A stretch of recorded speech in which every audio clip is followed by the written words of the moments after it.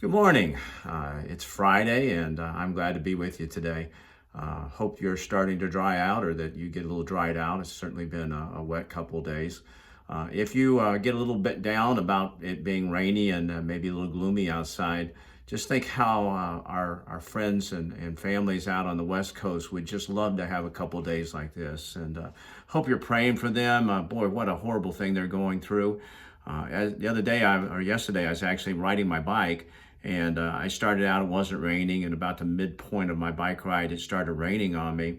And as I felt the raindrops hit my face, I just thought of how often in the Bible rain is a sign of God's blessing.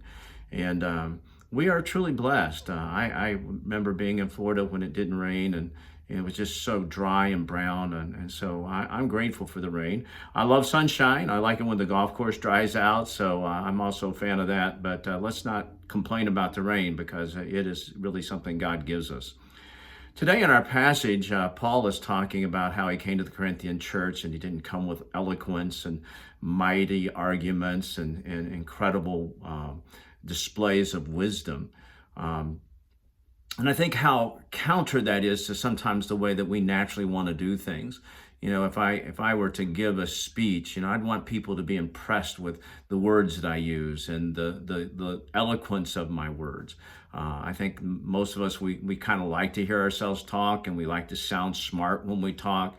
But Paul could do that. I mean, Paul had been well schooled. I mean, he was as educated as any of his peers. He could have come with eloquence and with great sounding arguments. But he went to the Corinthian church with just simple testimony. I think simplicity is something that we sometimes just discount unduly. I remember growing up in church and hearing people pray, and sometimes men would pray that had been in church for a long time, and they would use really flowery language about the great God of the universe who inhabits the bounds of eternity. And I don't know, it just didn't do a whole lot for me. But I remember we had a guy who was a truck driver, who drove a concrete truck, and I remember the very first time I heard him pray, and it was just so simple and direct. And he said, "God, this is Dave. I just ask you to come and help us today." And I heard those words, and they sounded so genuine, sincere to me, and I just felt like that God honored that. Well, I think it's the same thing when we talk about Christ.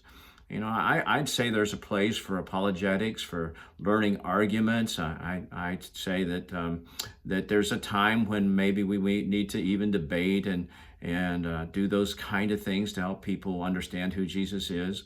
But I want to say that most of the time, that's not that convincing. I think the most convincing things in life are just simple things. God came into my life. He changed me. Jesus changed me. I think if you were to go to a courtroom and there were two witnesses there, and one of them talked about it was a gray night and the stars were shining, and the streets were glistening, and then I saw a person, didn't really see it clearly, but the colors were vivid and bright. And you went on like that, and you heard his testimony. I'm not sure that'd be convincing, but if somebody walks into the courtroom and says, "Yes, I saw that man. I recognized him. I'll never forget that face. I saw the crime they committed. He is the one." That is pretty powerful.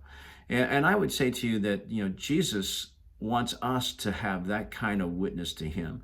He doesn't need us to have all the knowledge in the world. I can't tell you how many people have said, "Well, I really can't teach. I can't really tell people about Jesus. I just don't know that much."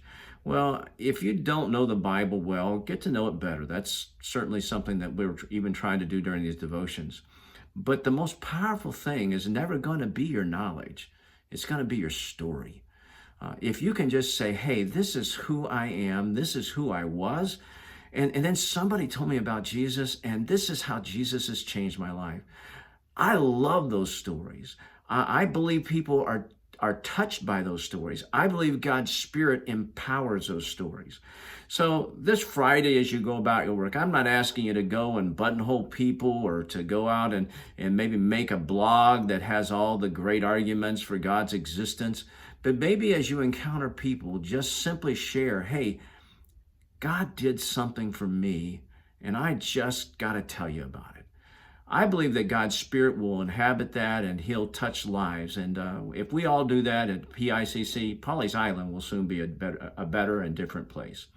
So have a great day. Go out and talk about the good things that Jesus Christ has done for you.